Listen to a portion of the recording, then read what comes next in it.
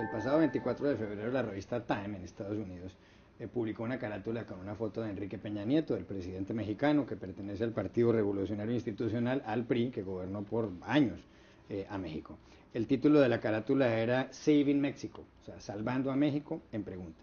Y decía que Peña Nieto, este artículo, ha impulsado grandes reformas en su país. La reforma del sector educativo, para mejorar la educación, la reforma de los hidrocarburos, donde se va a permitir algún tipo de inversión extranjera también allí, la reforma de las telecomunicaciones, que va en cierto modo a coartar el poderío que tienen algunas grandes empresas como las de Carlos Slim y el señor Azcárraga en lo que tiene que ver con la telefonía y los canales de televisión, la reforma fiscal que permitirá recaudar más impuestos. El periódico The Washington Post hoy publica, sin embargo, una nota diciendo que Peña Nieto es un hombre muy popular fuera de México, pero impopular en su país. En este momento los índices de aprobación del gobierno de Peña Nieto están en el 37%, hace unos meses estaban entre el 40 y el 50%. Y además señala, por ejemplo, que el país está creciendo a un 1,1%, se expandió la economía el año pasado. También hay en el diario El País de Madrid una entrevista con Luis Videgaray, el secretario de Hacienda, que algunos consideran que es el cerebro gris del señor Peña Nieto. Y el señor Videgaray dice, es verdad que el país ha crecido alrededor de un 3% en promedio en los últimos 30 años, pero los progresos del país no le están llegando a la gente común. ¿Usted cree que esa es la explicación, que el lío en México es que la gente normal no vive tan bien como las estadísticas?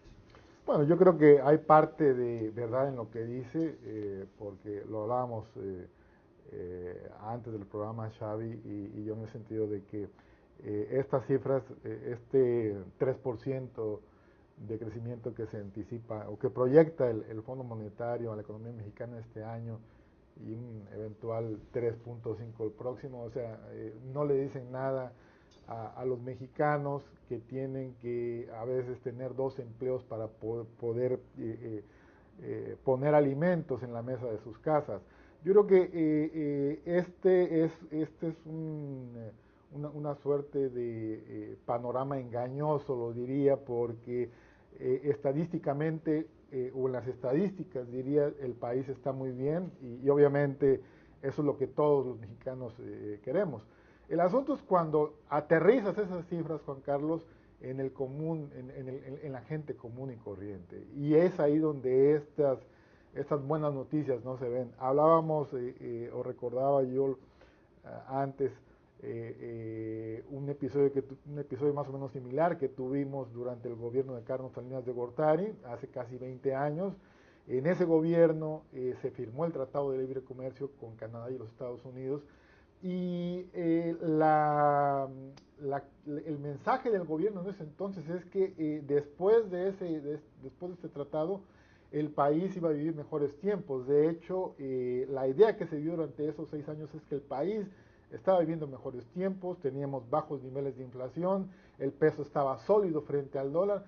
Y lo que pasó 2 meses después de que el presidente Salinas dejó el gobierno fue totalmente la revelación de la cruda realidad, Juan Carlos, que fue la última gran crisis que tuvimos en México.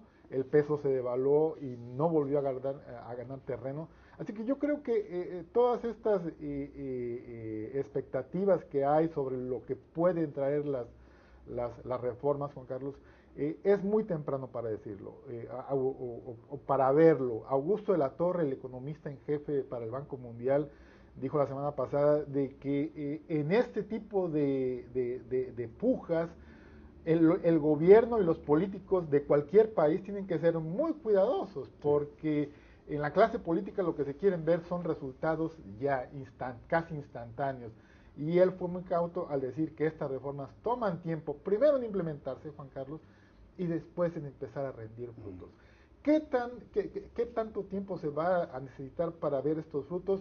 Ni el propio fondo lo sabe. La semana pasada cuestionamos sobre esto al director de la Oficina para el Hemisferio Occidental, Alejandro Werner, que es un mexicano, y él fue muy cauto diciendo que para lo que el fondo ve en el corto plazo son crecimientos de entre el 3.5 y 4% hasta el 2018.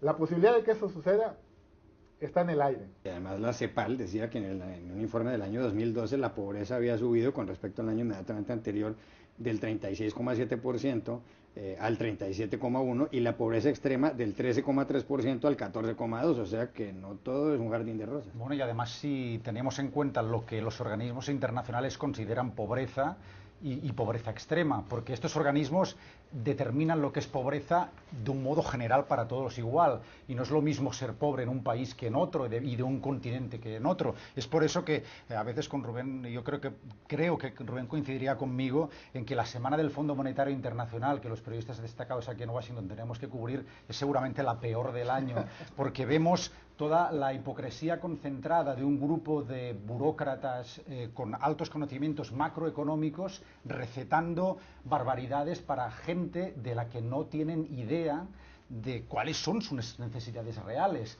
El caso europeo de los últimos años, usted lo conoce, España ha estado en el centro del huracán y se ha recetado un austericidio que nos ha provocado un colapso de esa economía. Y cuando uno ve las cifras que el fondo pronostica para España a años vista, se está creciendo del orden del 1%. Es decir, prácticamente estancamiento. Receta, hagan ustedes una devaluación interna, bájense los sueldos y jubílense más tarde.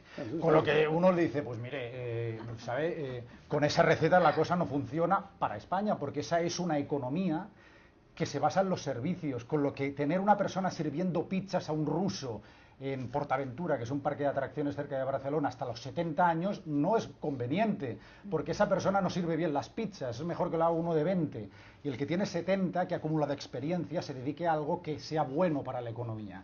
Con lo que lo del fondo, no me tire de la lengua porque diría una barbaridad, pero de verdad, hay que aplicar más políticas macroeconómicas certeras para los países concretos, y eso no vale dar una receta común para todos, porque así nos va.